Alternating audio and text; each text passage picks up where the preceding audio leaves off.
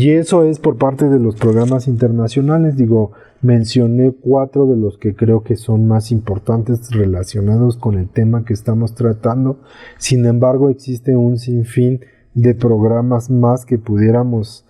haber analizado, pero creo que con estos 4 nos da lo suficiente para poder entender la importancia de la política mundial respecto a los temas de movilidad, de agenda urbana y de cambio climático, ¿no? Entonces vamos a ver un poquito los programas nacionales y cómo funcionan, ¿no? Tenemos por un lado el plan rector de nuestra política nacional en todas sus vertientes, que es el Plan Nacional de Desarrollo, el cual pues siempre se trabaja para cada administración.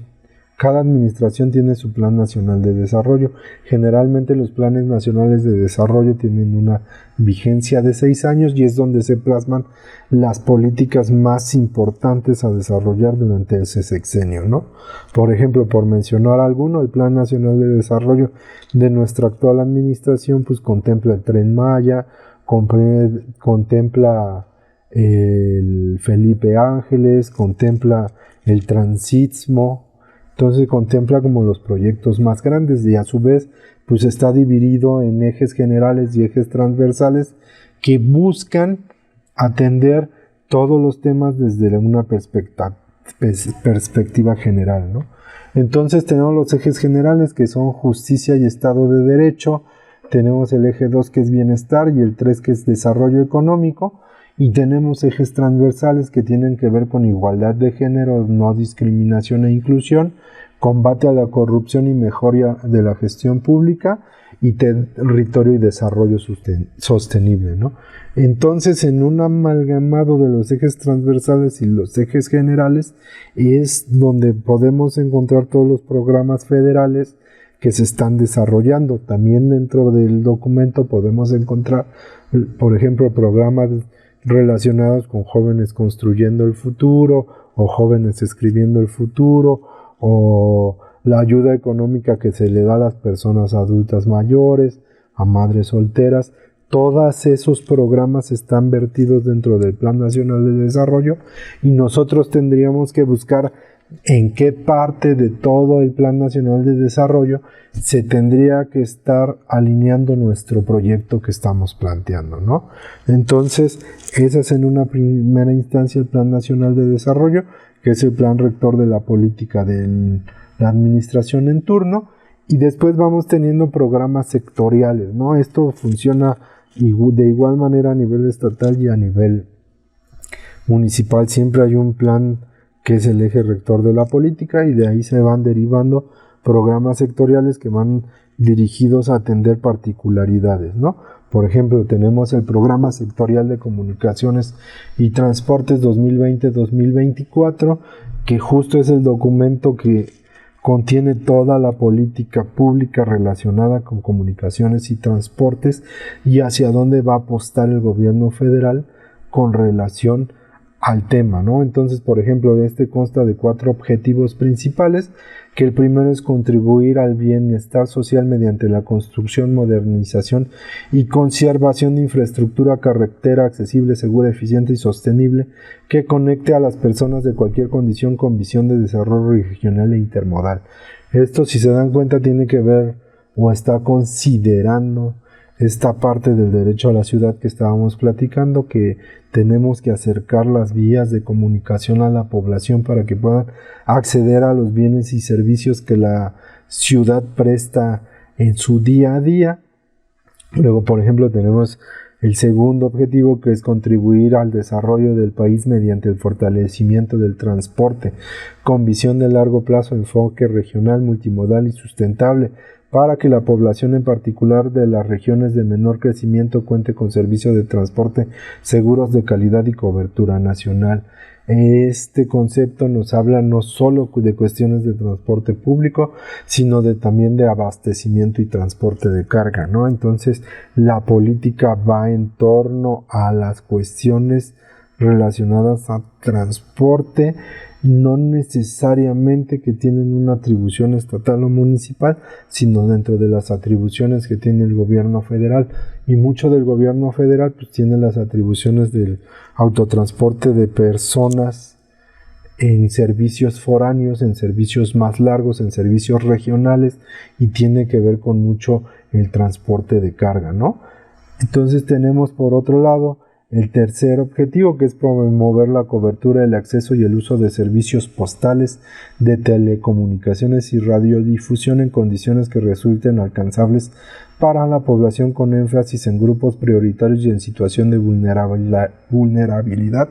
para fortalecer la inclusión digital y el desarrollo tecnológico. Entonces ya estamos hablando un poquito más de cuestiones de comunicación, ¿no? De cómo las personas deben y tienen que tener acceso a servicios postales, telecomunicaciones, radiodifusión, y dentro de ellas se puede encontrar cuestiones tan básicas como es el internet, ¿no? Y entonces ahorita está existiendo, se está desarrollando una política que mediante la red que tiene la Comisión Federal de Electricidad se pueda abastecer de internet a las comunidades, porque eso les va a acercar y les va a permitir tener acceso a información que actualmente no tienen, ¿no? Entonces eso va a ayudar mucho a que pues, pueda generarse mejores políticas con relación a cuestiones de movilidad y transporte desde la cuestión de comunicaciones, ¿no? Porque muchas veces las comunidades más lejanas son las que tienen menos acceso a la información, y a la hora de querer plantear cuestiones relacionadas con mejoras de la movilidad, muchas veces como que no se entiende o hay cierta oposición por la desinformación que existe, ¿no? Y luego tenemos el cuarto objetivo, que es consolidar la red de infraestructura portuaria y a la marina mercante como detonadores de desarrollo regional mediante el establecimiento de nodos industriales y centros de producción alrededor de los puertos, y mejorando la conectividad multimodal para fortalecer el mercado interno regional. Que esto tiene que ver con todo lo relacionado al movimiento de carga, porque realmente pues, nuestros puertos no tenemos como servicios de cabotaje en el cual nos podamos transportar personas utilizando el mar. Sin embargo, bueno, tendríamos que apostar a ir hacia allá y desarrollar o dejar de desarrollar tanta infraestructura carretera, y también aportar por cuestiones ferroviarias, ¿no? Sin embargo, bueno, este punto es mucho para el tema de carga y de cómo tendría que ser el abastecimiento y la distribución de la carga dentro de nuestro territorio desde la cuestión de los puertos. Luego tenemos el programa sectorial de medio ambiente y recursos naturales, que también trae su política pública muy específica de hacia dónde queremos ir en cuestión de medio ambiente.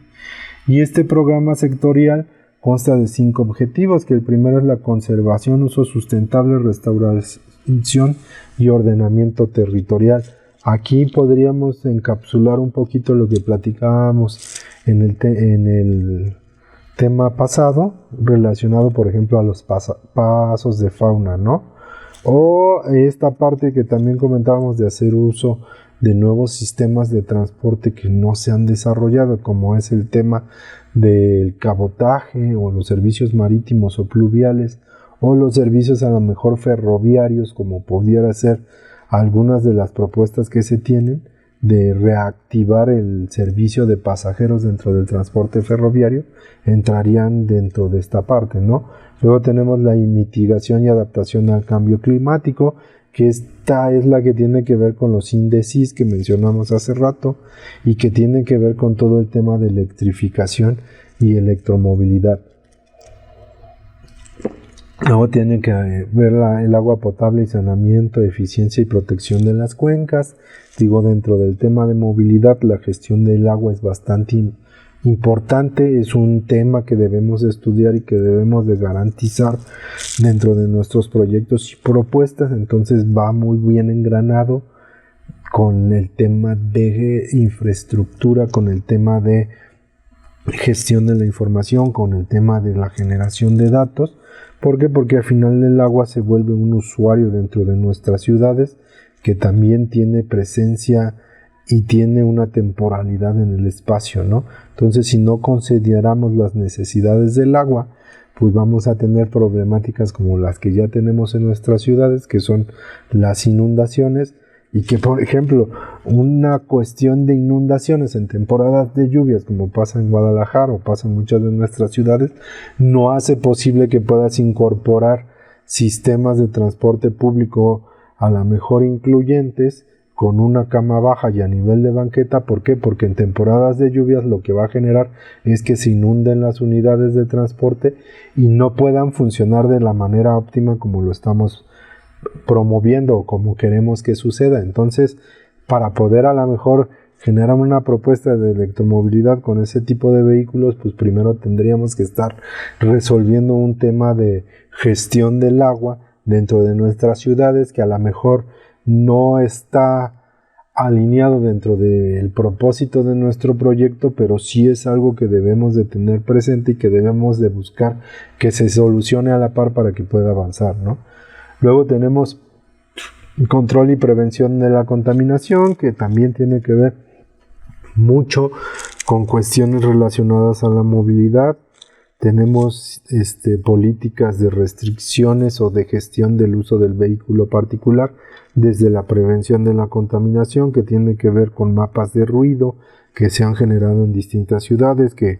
tiene que ver con qué tipos de vehículos vas a permitir que circulen por ciertas zonas a ciertas horas derivadas del ruido que se hace. Existen normas oficiales mexicanas encaminadas a controlar y a medir y a restringir los vehículos por cuestiones de ruido. Tenemos también cuestiones relacionadas con las emisiones. Tenemos Hoy No Circula en algunas de nuestras ciudades, tenemos contingencias ambientales en muchas de nuestras ciudades, tenemos problemas de calidad del aire en muchas de nuestras ciudades. Entonces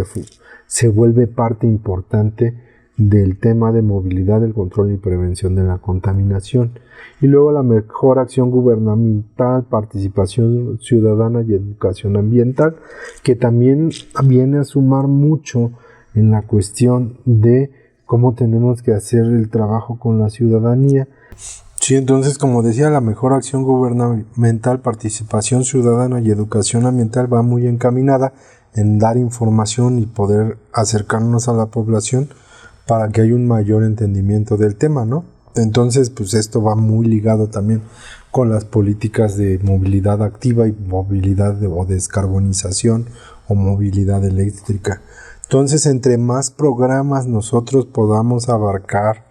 y en más programas podamos alinearnos, va a ser más fácil que nuestro proyecto avance, porque ya va a ser el interés no solo de una autoridad en general, sino va a ser del interés de varias autoridades y va a ser un tema que está, como lo mencionaba en un principio, tocando distintos objetivos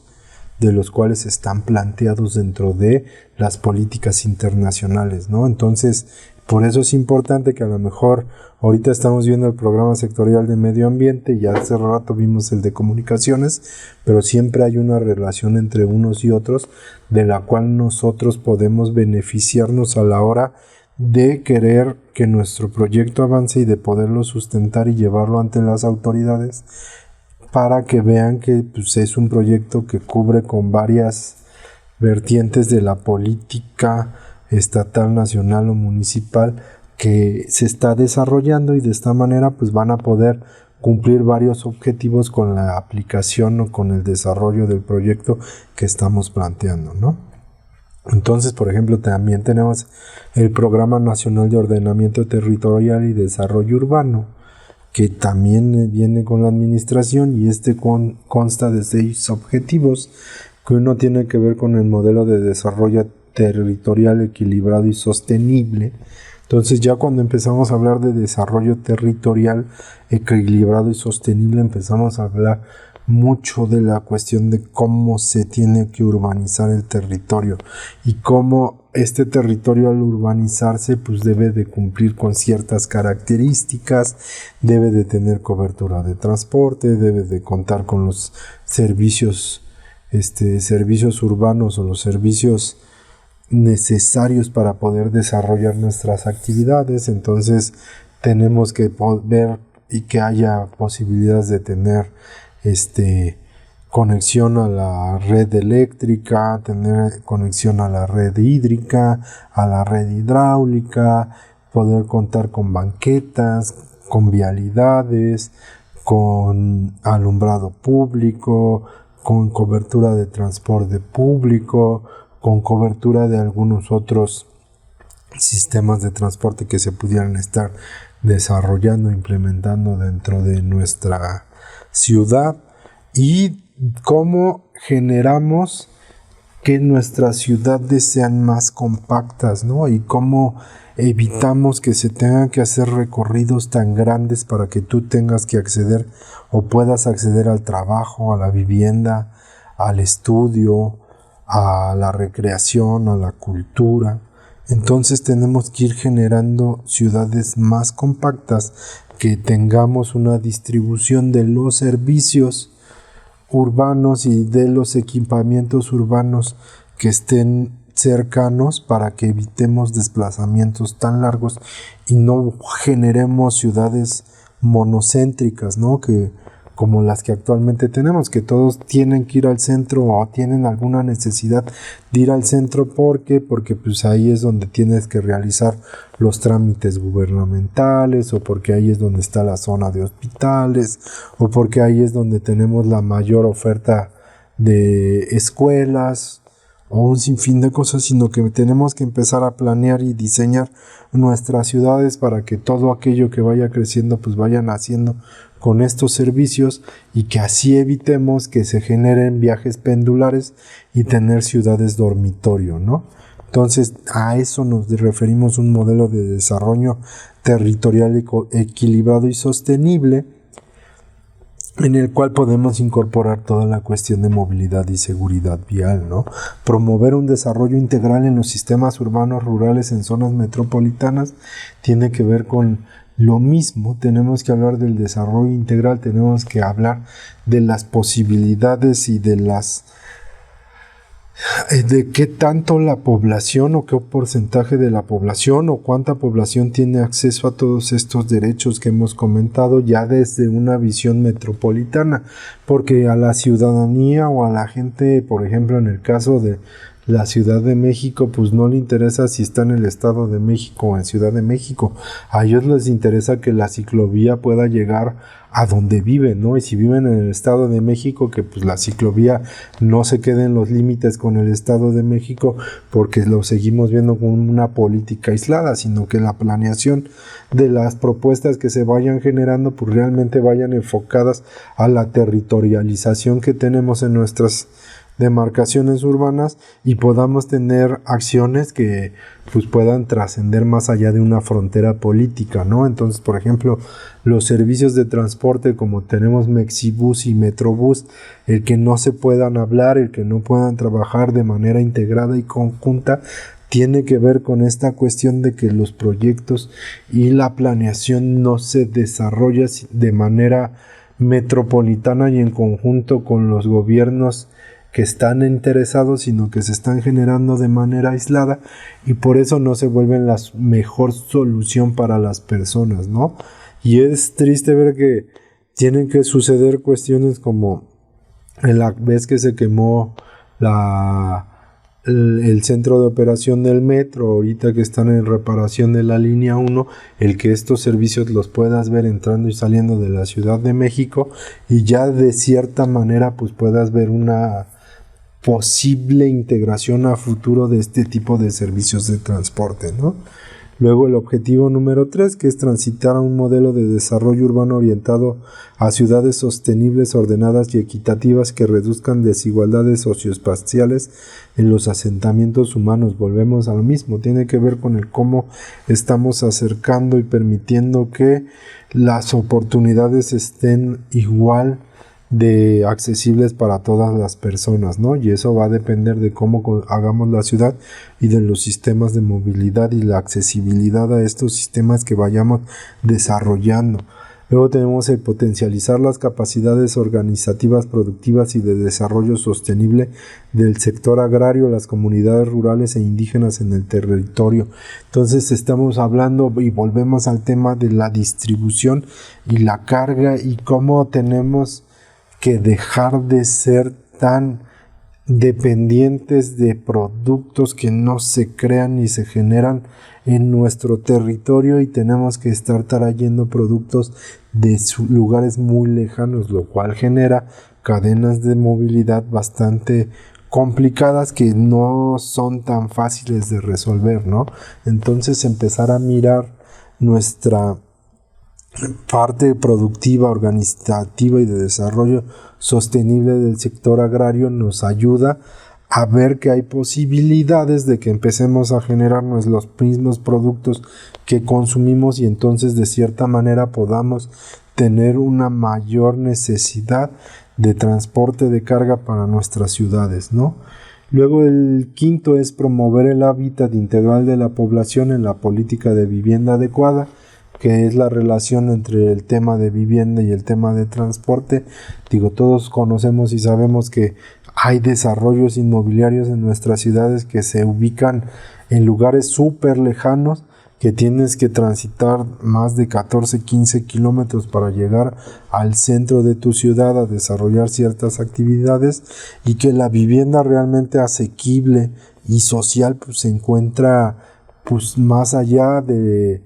o en las periferias de la ciudad, no así como en la zona centro o en zonas más cercanas y abastecidas de distintos servicios, ¿no? Entonces tenemos que generar una manera de promover un hábitat integral que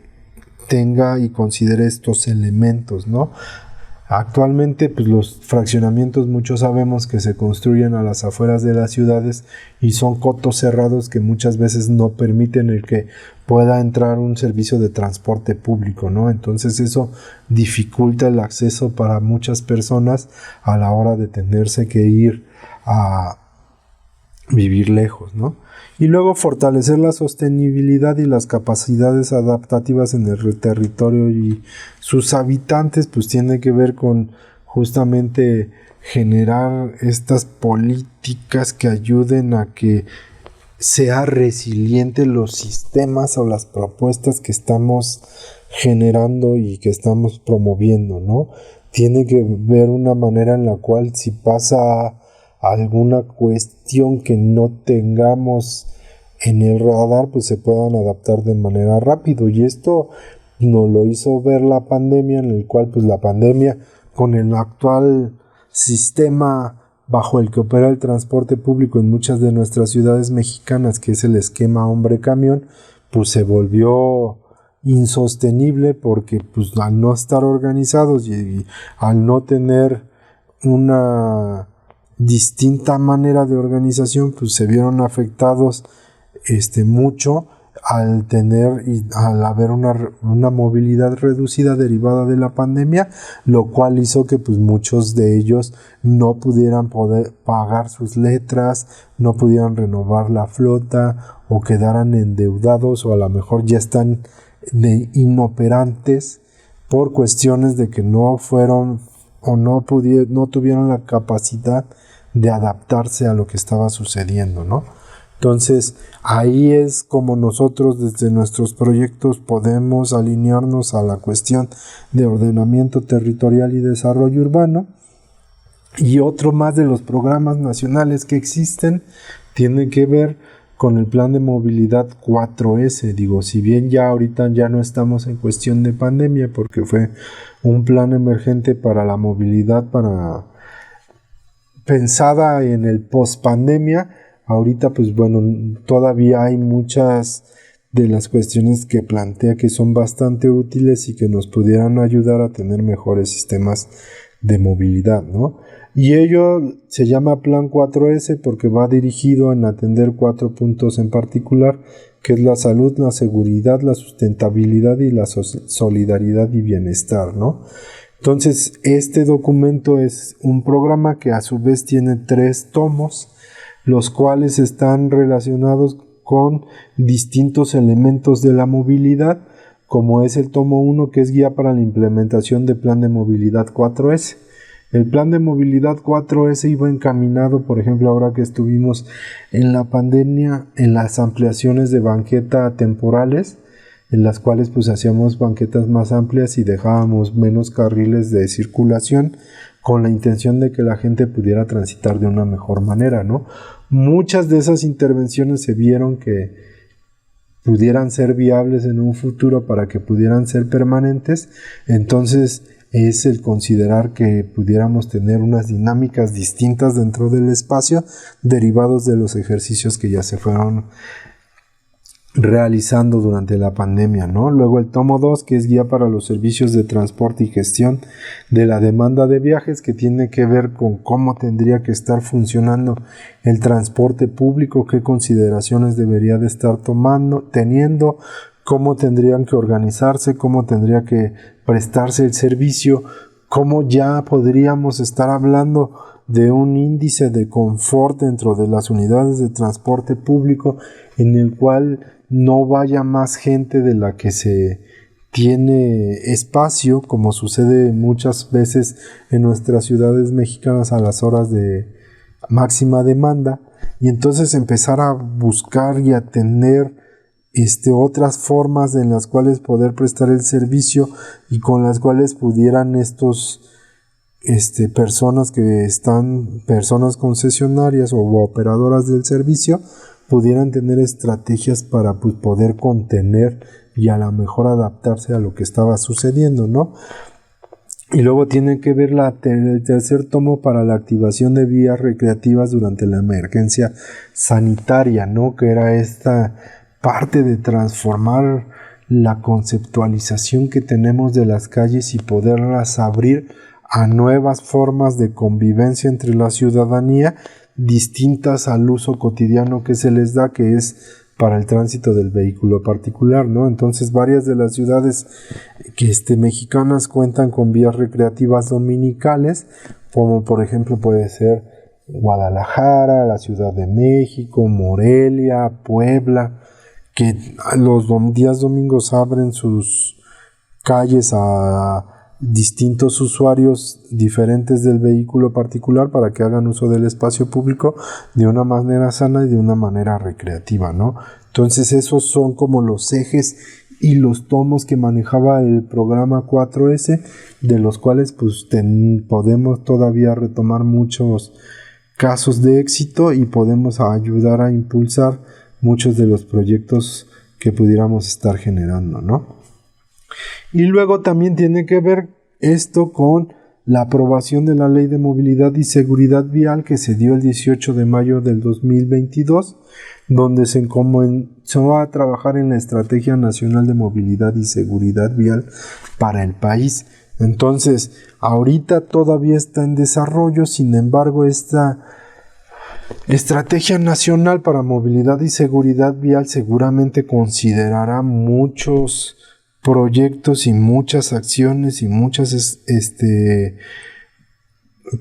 cosas que hacer para que la movilidad avance en el ámbito nacional desde sus distintas vertientes, ¿no? Desde la cuestión de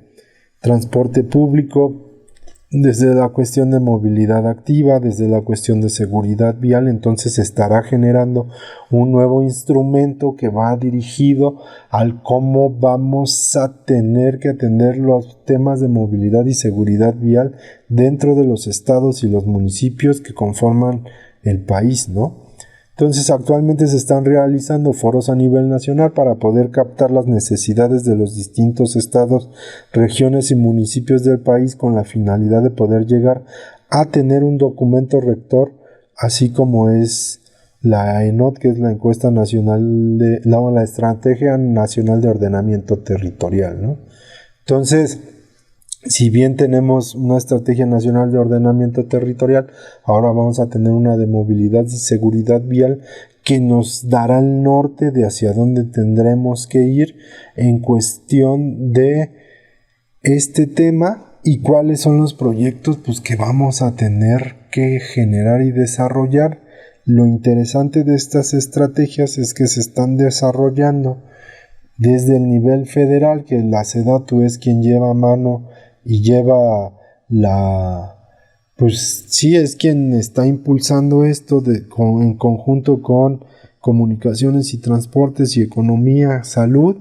y está sentándose con las autoridades estatales y municipales para escuchar cuáles son las necesidades que se tienen en cada uno de los municipios y regiones del país, con la intención de poder generar pues un traje a la medida que sea para todo el país, atendiendo las particularidades que tiene cada estado, ¿no? Entonces ya va avanzando, va trabajando, y también se está trabajando con organizaciones no gubernamentales, agencias de cooperación internacional y algunas organizaciones de la sociedad civil como es Liga Peatonal. Entonces se está haciendo un trabajo bastante amplio, bastante grande para poder atender las necesidades en torno al tema, ¿no? Entonces en un futuro no muy lejano vamos a tener esta estrategia que nos ayudará a poder generar y alinear los proyectos de una mejor manera en cuestiones de movilidad y seguridad vial.